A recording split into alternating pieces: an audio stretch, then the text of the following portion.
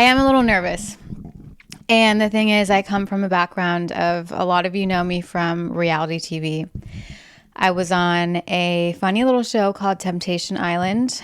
We have now, oh my goodness, we filmed that in 2018, in the fall of 2018. So this year will be actually 7 years ago that we filmed that show, which is completely mind-boggling to me. But then again, 2020 kind of messed everyone up. Like, how was 2020 5 years ago? It's 2025. I feel like we're all kind of stuck in 2020 or 2019, like on some psychological level. Raise your hand, leave a comment if you're with me, because I know 90% of y'all are with me. If you're not with me, where have you been? I don't know. So, yeah, back to my point. A lot of you actually know me from that silly little reality TV show called Temptation Island that, if I'm going to be totally frank and honest, the person that I am today would, I don't think, ever go on a show like that. So it's kind of funny. And at the same time, throwing yourself into reality TV without any background or understanding of reality TV was quite an experience.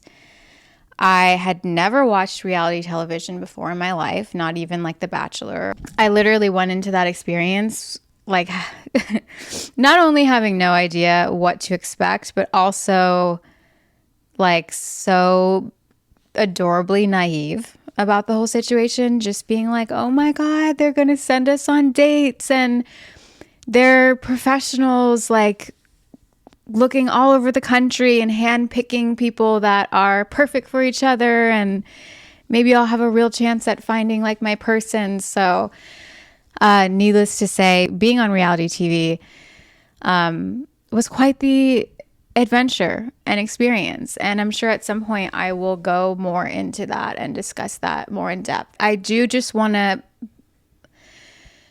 be here now with you and be totally honest about what my experience has been like in the last year and why I filmed one episode of this podcast and then stopped. I have an amazing editor that was on board and helping me, and people that were ready to come on and talk about life and their experiences and their modalities.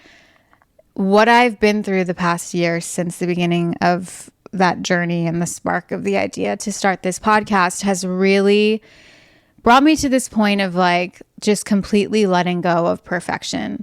And I think that we do live in a world now that's being so taken over by false truths, and with AI and social media and people online just showing these ideas of what their lives are like that are just not authentic, and giving viewers a false sense of like, wow, look at all these other people like living their best lives, and I'm over here going through trials and tribulations and like mini hells that I couldn't have even anticipated, or I'm over here and I'm experiencing this breakup or this grief or this hardship or this financial instability or whatever it is that you're going through. Like, I feel like the world that we're in right now of false truths is making people and the viewers feel like they're alone. And I don't want to hop on here and try to be perfect with you guys. My life has been anything other than perfect, and I want to bring some truth to the world. So some of you know and some of you don't know that I have been experiencing seizures since about 2012, and they were very few and far between. I'm sure a lot of you view me as an incredibly healthy person, because I am. Like, I have been so dedicated and committed to my health for so many years. And when I was a lot younger, 2012, I was about 20. And I've dealt with a lot of mysterious health issues for many, many years. I would say it was definitely my 20s were very difficult because of that reason. And the seizures really forced me to become healthier and healthier, because modern Western medicine doctors never could tell me what was going on. They just slap a diagnosis on me, and say, oh, you have epilepsy. Here's some medication. I went down a path that I was going from doctor to doctor, and in every world you can imagine, from Western to integrative to functional to shamans in Mexico, until I finally found my doctor in Tulum, Mexico, who at the time, like, I credit him to pretty much saving my life, because I was so depressed by the time I had found him. I was having seizures. No one could tell me why I was. And that's a really sad place to be. Gosh, I could go on so many tangents as I'm sitting here sharing my story with you guys.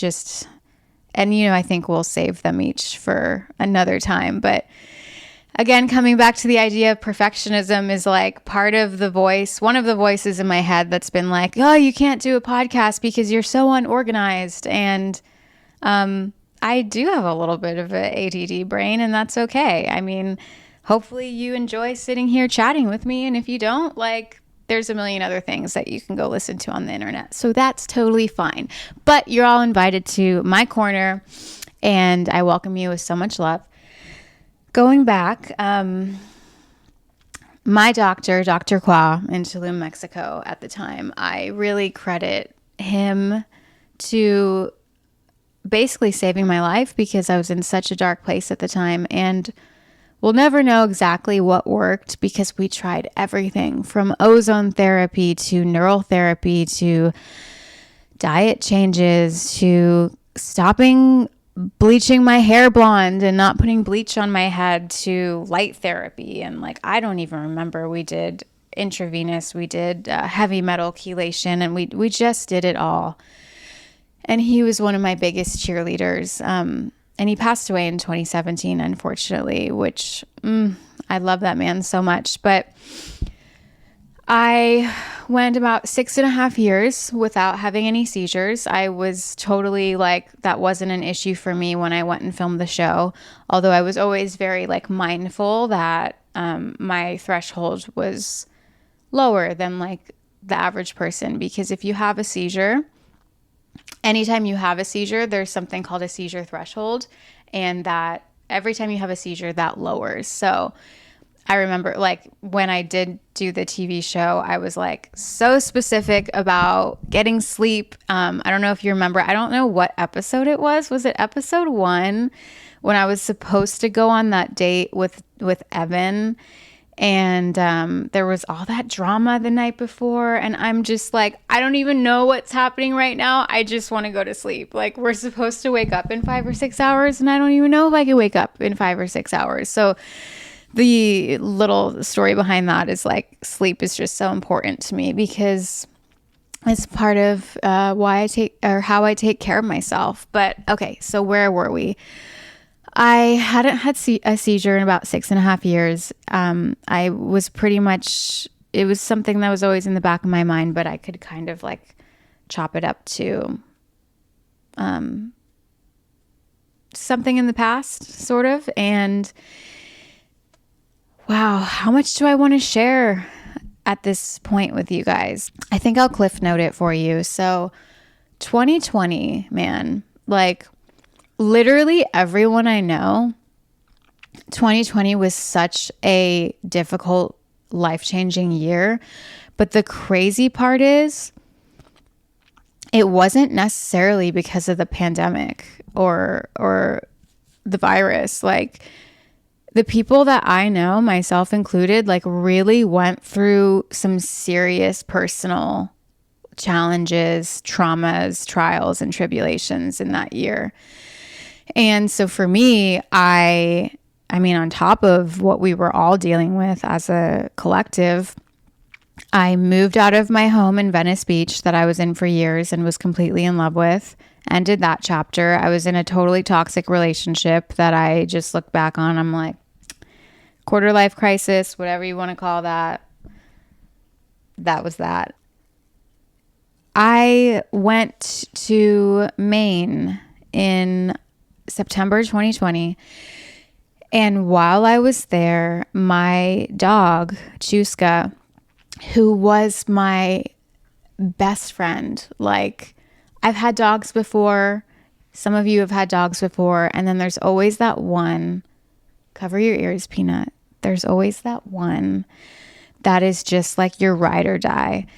And going back, talking about my doctor in Mexico, Dr. Qua, and crediting him to like bringing my spirit back to life, the other being that totally brought my spirit back to life was Chuska, my dog.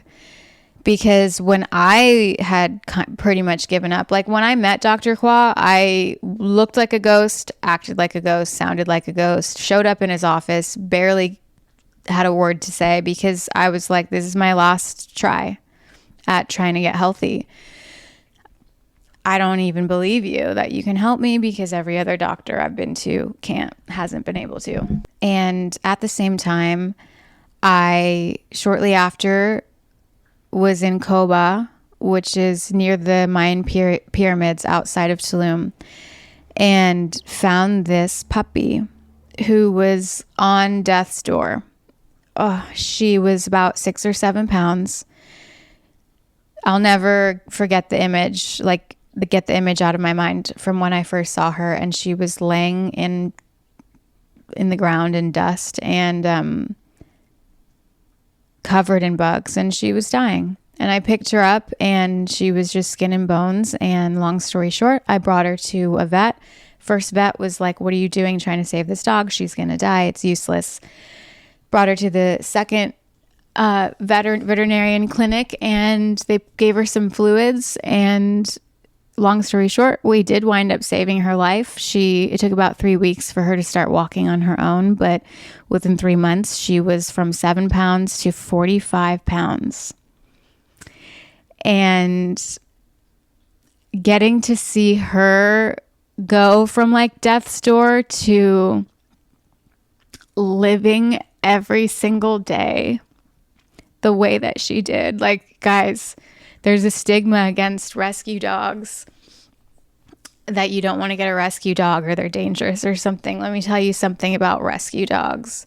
They are grateful every single day. They wake up and they know how good life is. So that was what every day was like with Chuska. And her and Dr. Kwa brought me back to life, because as I was getting healthier with the support and the treatments with Dr. Kwa, I'm getting to be right next to this dog as she's getting healthier, and seeing her go from not being able to walk herself and tripping over shrubs and having no pink in her skin because of how severely anemic she is, to like running the trails and running the beach and running in the water and playing with coconuts and jumping over seaweed and playing with other dogs. Like, it was the coolest thing in the world. So I'm like, if she can do it, if she can come from death's door and have this zest for life, let's go, baby. I can do it. So that was a tangent we definitely went on together. And I'm just so glad to share with you guys like how beautiful and special Chuska was in my life. So back to 2020, which was a really hard year for so many of us. I had moved out of my place. I was in a very dysfunctional relationship as I look back now. And I went out of town in September 2020. And on October 10th, 2020, my dog passed away. She was unexpectedly hit by a car.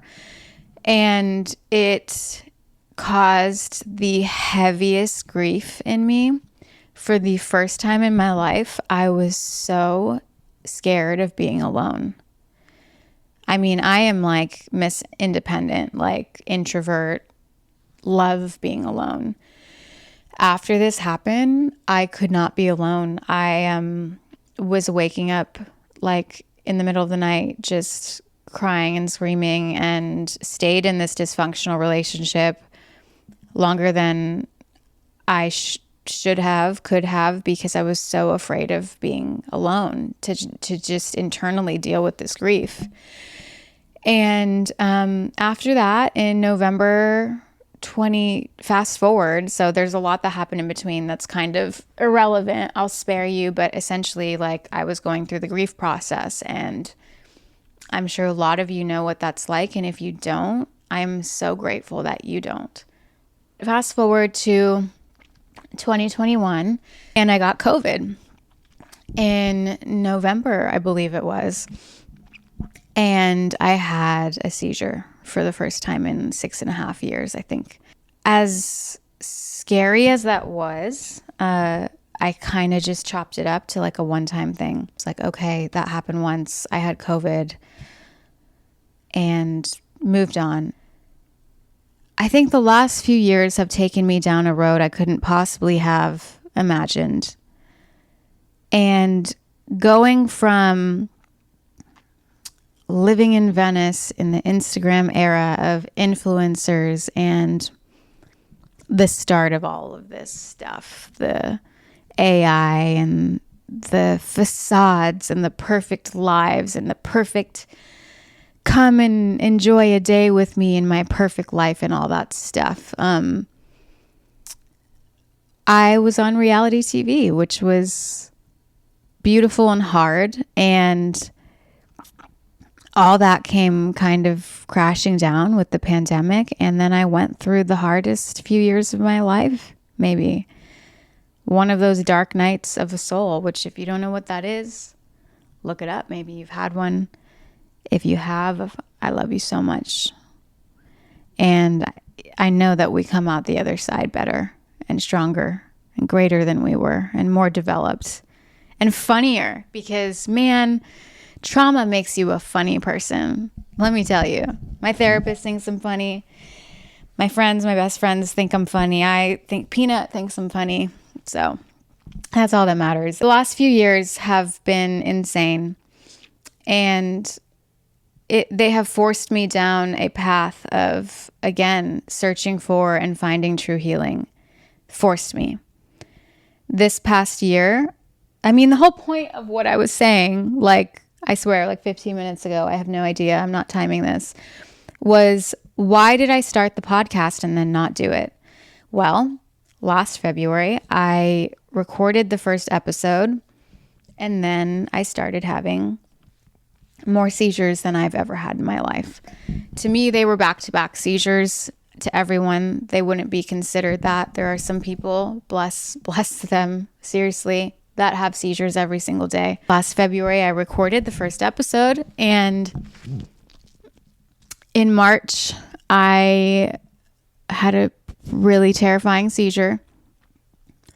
And then I had another one 3 weeks later, and then I had another one 3 weeks after that, which was scary, guys. Let me tell you, like, epilepsy is one of those diseases that is just so traumatizing because, I mean, look at me. I look perfectly healthy. I seem perfectly healthy. A lot of people with seizure disorders do. And we go from that state of being to like the body just completely betraying you and doing something insane and like embarrassing and dangerous. I have never seen what I look like when I have a seizure. I hope the day never comes, but it's embarrassing, and that's part of it. And so having, 3 back-to-back at that point had me to the point of like, I have this emergency medication, this inhaler, which is awesome because it helps me, but it sucks because I get a migraine for 3 days after it. I remember after those 3 seizures, just sitting on the couch in the living room like this, just like clutching my medication, because as it's hard for me. I don't want to identify as an epileptic, and like, please, my loves that are epileptics or identify that way or have seizure disorders, please don't take that as an offense, because it comes from the place in me that's like, there's a reason for this happening. I don't accept the diagnosis, the slap of like, you just have epilepsy and that's it. But I will just say, for the sake of ease, like as someone with epilepsy, it's not just having a seizure every once in a while. The in-between of having a seizure is so uneasy. There's so much anxiety that comes with it, because if we feel even a little bit not okay, it's like, am I going to have a seizure? Am I going to leave my body at any moment? So I was obviously not feeling great during that time. So yeah, I paused the podcast because I was in a state of like being really scared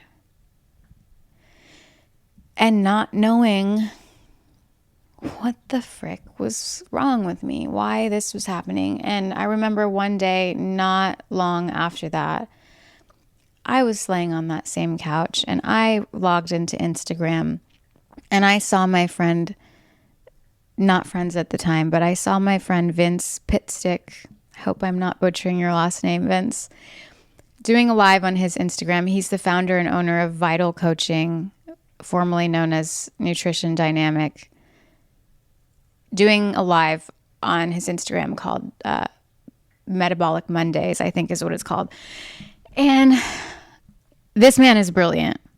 Like, go look at some of his lives. His reels are cool, but like, go look at his lives so you can really hear the wealth and wisdom that he has in his brain. I like don't know how anyone can be that smart, to be honest with you, but he's been through it too. He's been through some really heavy stuff with his life, very similar to my background with the mysterious health issues. I'm watching his metabolic live and I type in, I'm like, do you or your coaches have experience working with people with epilepsy?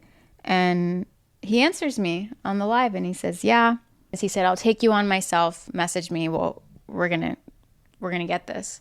So of course I message him immediately. This is in between me going to neurologists and doctors, and all of them were just, they had nothing. They had nothing. Here's some more medication. Let's sedate you some more. Let's get you completely effed up so that you're drooling on yourself. But maybe you won't have seizures. Anyway, so I talked to Vince. We wind up scheduling a call that week. We wind up getting on Zoom together and chatting for like 2.5 hours, I think it was. And ever since that first chat, like every time I talk with Vince, the general consensus is like, Brittany, it's not a matter of if, it's when. And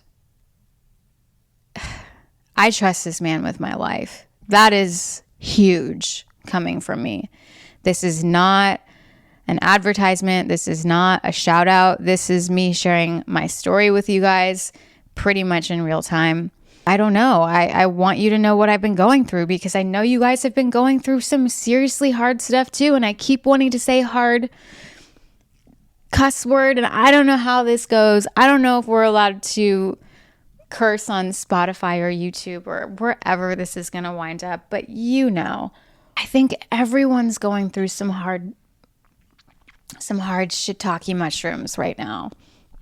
And I think I said this at the beginning of today, like I'm on day 2 of a fast. Vince is my coach.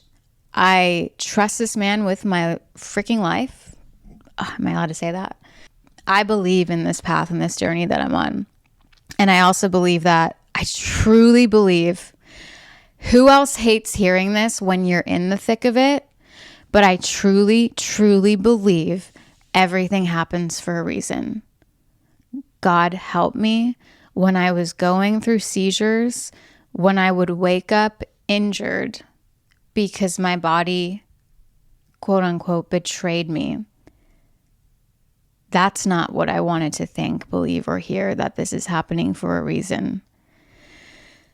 But where I'm at now, and I thank the Lord because I truly have been protected every time that this has happened to me. Yes, I've woken up injured. I've came to injured. Yes, I've come to terrified.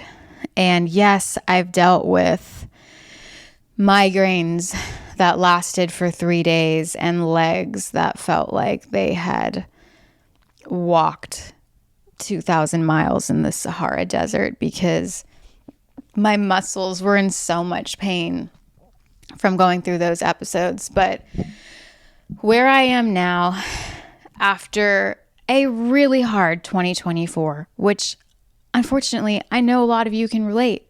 A lot of people I spoke to, some people were like, you know what? This year was awesome. I grew. I accomplished this. But still, a lot of people, I'm seeing this theme of going through such trials and tribulations. 2024, I mean, leading more than just 2024, but reflecting on the last year and recognizing that it was one of the scariest, hardest years I've been through. I had seven seizures and all these other health issues. Oh my word, that's not even the tip of the iceberg. I'm just highlighting like the scariest part. Maybe not even the hardest, but the scariest. And where it's brought me, a lot of you know me from Temptation Island. A lot of you know me from the yoga world and community. I taught yoga for quite a few years. I led many wellness retreats, and I practiced yoga, I would say, religiously for over 10 years before I started teaching. And here I am in 2024 and 2025, finding myself with this deep, heartfelt call to come home to and discover and remember the truth of who Jesus Christ is and was. And I'm speechless because for any of you that know me or have seen me online or on TV, it's like, what? Brittany? The yogi? Jesus Christ? Brittany's going to church? Brittany is surrounded by her Bible that she reads every day, these books on Jesus and Christianity and prayer. But what I've been through has literally brought me to my knees. I was raised on New Age spirituality. I was raised on you create your own reality, and there's no such thing as bad and good or good and evil. There's only contrast. And we're on this school called Planet Earth to learn and grow. I was raised learning about simultaneous lifetimes taking place and reincarnation and seeing people channel dead people and entities and yoga and Reiki and all sorts of things and plant medicine and all of the things. And I always thought religion is not even something I think about because it's programming people and it's controlling people and it's scary and it's dominating and it's based on what? This guy that died on a cross for people's sins? Makes no sense. And gosh, what I see happening in the New Age communities are people going around and around and around in circles, searching for a meaning to life, searching for a purpose for their own life, searching for healing everywhere outside of themselves through different modalities. If you meditate enough, if you do enough yoga, if you do plant medicine enough times, then you will be enlightened. And what God tells you, what Jesus says is just give me your heart and your home. You're already good enough. And you're never gonna be perfect because you're human. Because human nature causes us to be sinful creatures. And like, that's something else I want to get into with you guys, is what sin means. And all these religious, I'm quoting my fingers right now if you can only hear me and not see me, but these religious words that I was so like ick toward. I just was like, ugh, you're telling me people are sinners? You're telling me to obey God? What the frick does that mean? That sounds so crazy, but we are so human and our nature is sinful. And I'm going to get into that with you guys, but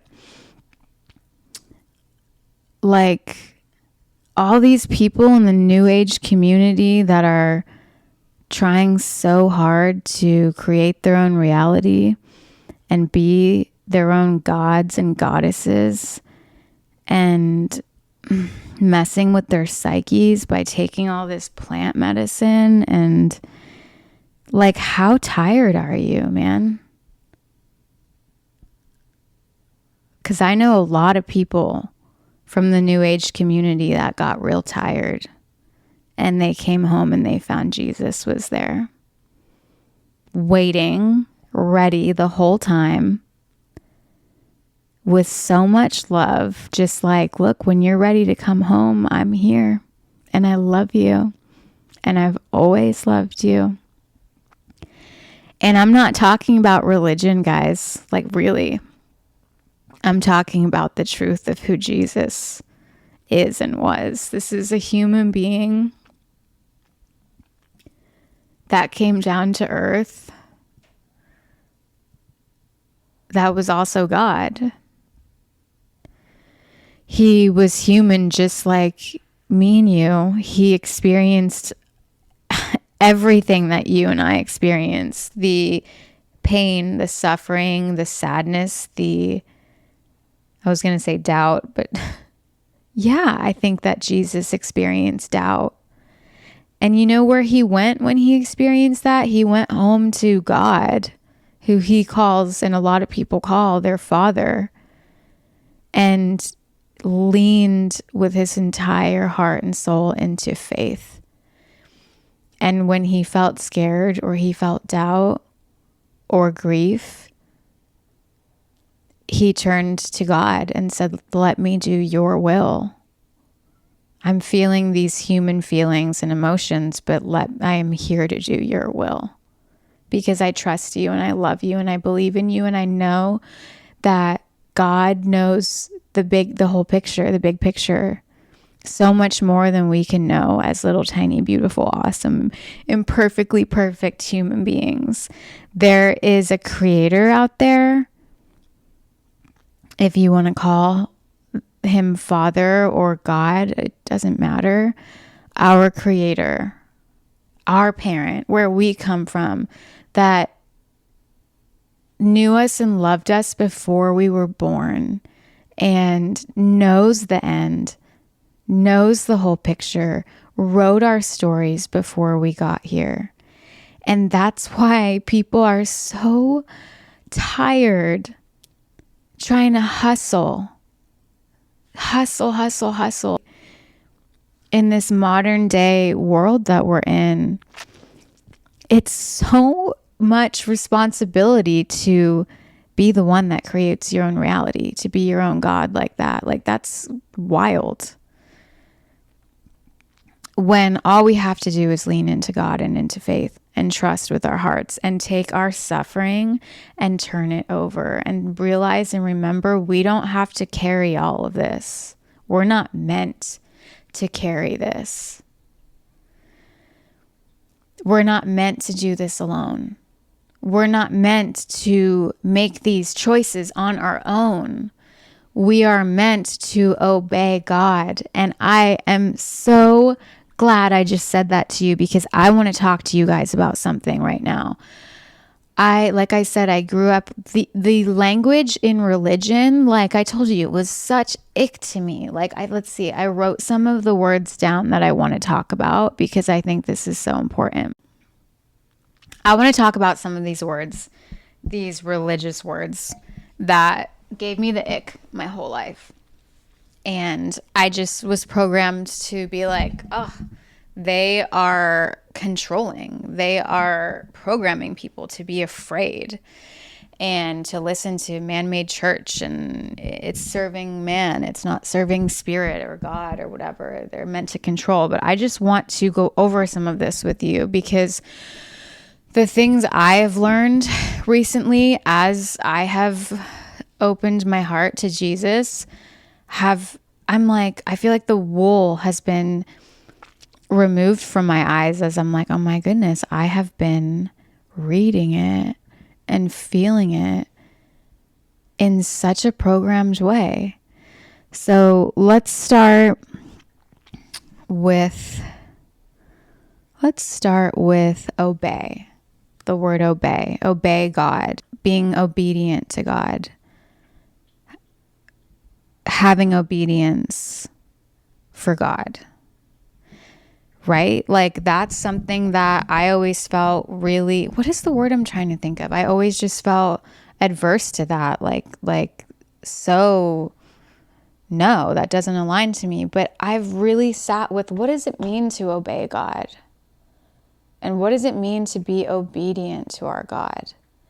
And I'm like, duh, it means to follow the call. It means, especially for us women, to listen to your intuition. It means that God is with us all the time, like literally by our side, whispering through our hearts, honey, this is the way to go. My sweet, beautiful angel child, let's go this way. And we're so busy in today's world, especially with all the social media and the electronics and technology. Like we're so distracted in this fast moving world that we are forgetting and have forgotten to listen to the call that's in our heart. The call of God, the message and the purpose that God has placed on our heart and on our lives. That is right there when we're ready. So that has really changed the way that I interpret and I hear the word obey and be obedient to God. And what I've learned in my life and I see in other people's lives around me is that when we're not following that call and that intuition, a couple things can happen. We're going to keep repeating those same patterns again, those same experiences until we learn the lesson, until we learn to pivot and to listen and to follow that call. Or we're going to find ourselves in situations that are not like ideal for us, that are not meant for us, in relationships, in environments, in situations that are not for us. So it's learning to, above anyone else's advice, above our own like egoic desires to like really tune in. Like there's not that big of a difference between praying and meditating. There are differences, but like they both have that quietness, that coming home. And like, are you willing to listen? Like close your eyes and listen instead of coming from that place of ego and dominating. Like I can create my own reality. I can have anything I want. What do I want to create? No, it's what has God put me here for? What is my path? What is my next step? Because the truth is, I heard someone say the other day, something like along the lines of, when you lean into faith and when you do trust God, most of the time it is a mystery. You just got to keep leaning in. What is the next step for me? So that's where I'm at with the word obey. And my, oh my, how that differs from what I thought it was. Another word that I want to touch on, this is a really good one. because this is effed up, right? If you misunderstand it. I mean, my whole life I've been like, what in the world is wrong with these people? These religious people? These Christians, what is wrong? You mean they are taught and raised to fear God? They're saying God wants you to fear him? I mean, oh my goodness. I wish I had, sorry, Peanut. I woke up my little mascot. I wish I had, what was it? In the Proverbs. Let's see if I can find it in my Bible. Here we go. Okay. I have the She Reads Truth Bible. And I was reading the Proverbs last night. And the very first page before the Proverbs began, it says, "The fear of the Lord is the beginning of knowledge." And wow, how that could sound like such a different thing depending on the ears you have to hear it. The fear of the Lord is the beginning of knowledge. You guys, the Bible and Jesus, they're not talking about fear as the way we think about fear, being scared of something. When we talk about fearing the Lord with our hearts, we're talking about a holy reverence. We're talking about the biggest, most beautiful amount of respect that you could possibly imagine. Reverence. Such a deep respect. That's what it means to fear the Lord and to fear God. Goodness, man, that changed it for me. Reverence. How do you treat someone that you have full reverence, love, and the deepest respect that you could possibly contain? How do you treat that being? You trust them completely because you know their power. You trust them and you have full faith in them. And that is what it means to fear the Lord and to fear God. And how cool is that? Because I, for 33 years, thought that meant something else. And it doesn't. It means to have the most beautiful faith. The most beautiful faith in this loving Creator that has got our backs no matter what. So man, okay.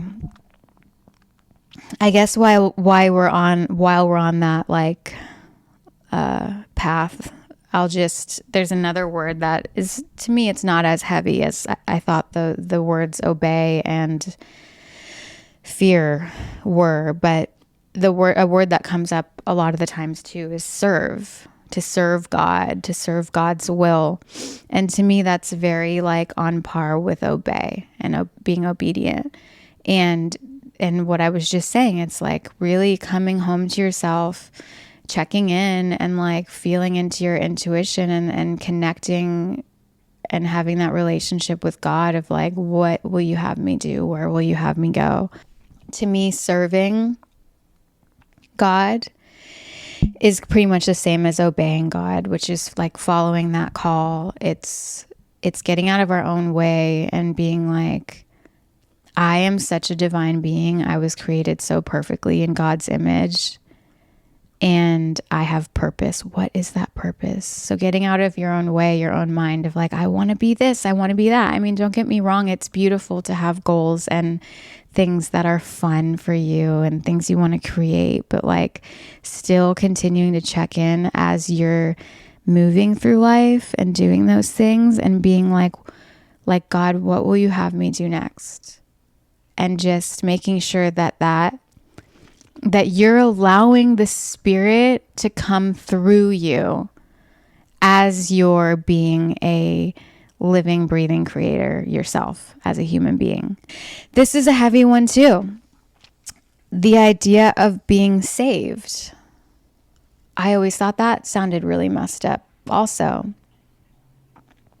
What do we have to be saved from? People want to be saved by God. Jesus is going to save us from what? Salvation? What is this? And not until I understood sin, what that really means, and human beings having a sinful nature and the nature of the world that we live in, did I really understand the concept of being saved. Let's get a little bit deep here, guys. And again, whew, this is Brittany Rose, yoga teacher, new age spirituality, hippie, now talking to you about Jesus Christ and being saved and being sinful and living in a, I'm going to say it, living in a fallen world. I believe that we are not meant to die. I believe that we don't die. I believe that like deep in our hearts, most of us know that something is like really wrong here. And I am still so at the beginning of my journey, you guys, but all of this suffering in this world is not the way it's supposed to be. I mean, yes, it is. It's divine. It's happening. Of course, it's the way it's supposed to be because it is happening. But I do believe that something about our world is severely fallen and inverted and distorted. And I believe that where Jesus comes from is our true home. Yeah. Jesus comes from home. Jesus is home. And he's here to remind us that this isn't it. And he's here to save us from the distortedness, the invertedness, the pain and suffering of this world that we live in. And that brings me back to what I was saying about New Age communities and spirituality earlier, and like how they're just constantly searching. I was for a long time. And I always thought it was my fault too. Like, oh, I'm dealing with seizures. I'm sick. Like, why did I create this? What did I do to attract this? And like, no. These are my circumstances, and something in my circumstances is revealing my purpose. For sure. I do believe that. And I do believe that God created me perfectly. I don't believe anymore that there's something wrong with my brain. Like, I do believe I can be healed. But I believe that I'm going through this because it's part of my purpose.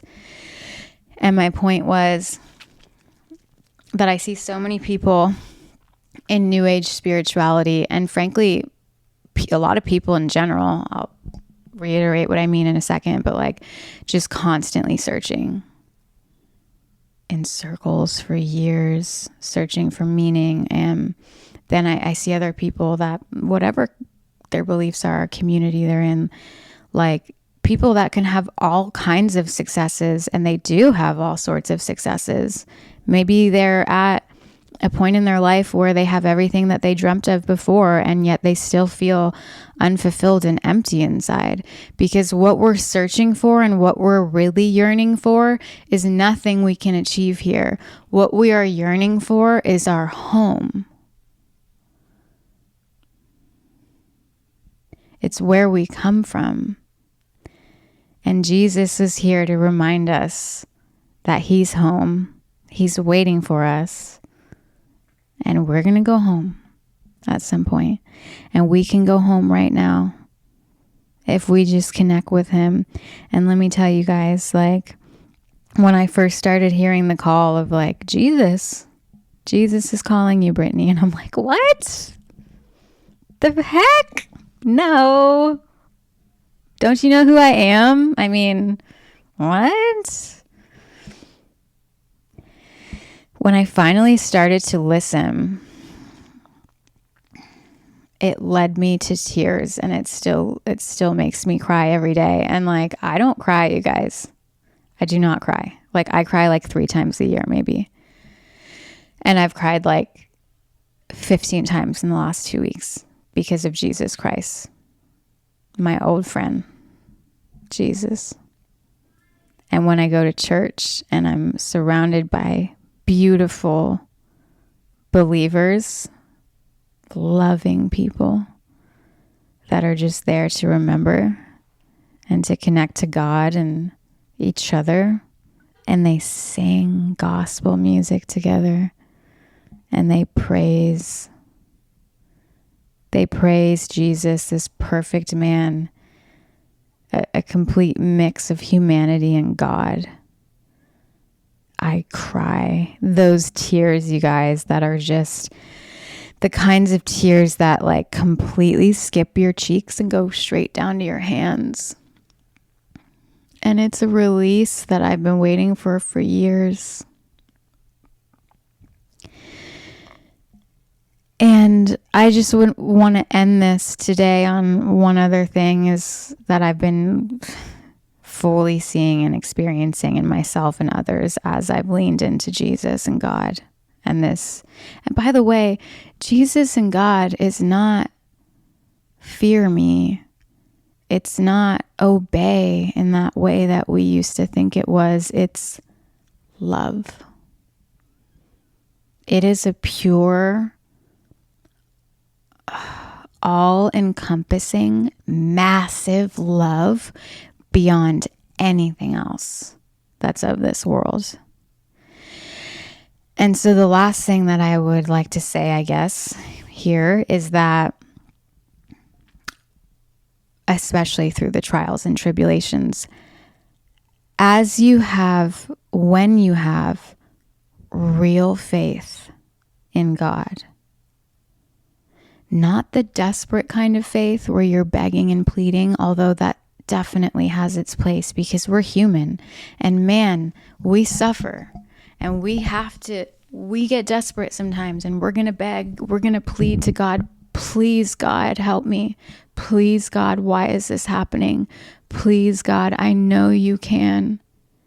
Help me, help my loved ones, heal me. Yes, but I'm not talking about that desperate kind of faith right now. I'm saying that even when you're going through these troubles, when you believe with all your heart and soul that your creator, that God's got you, because he does. When you just remember that, when you're going through things where you can't trust other people, or you can't lean into other people, or you can't lean into anything else that's of your reality or of your world to give you that faith, and nothing makes sense around you. And it's almost laughable, but it's so painful, but you just have that relationship with Jesus and you lean in and you have that kind of faith that is so real and makes no sense to other people. Watch the way that things shift in your life.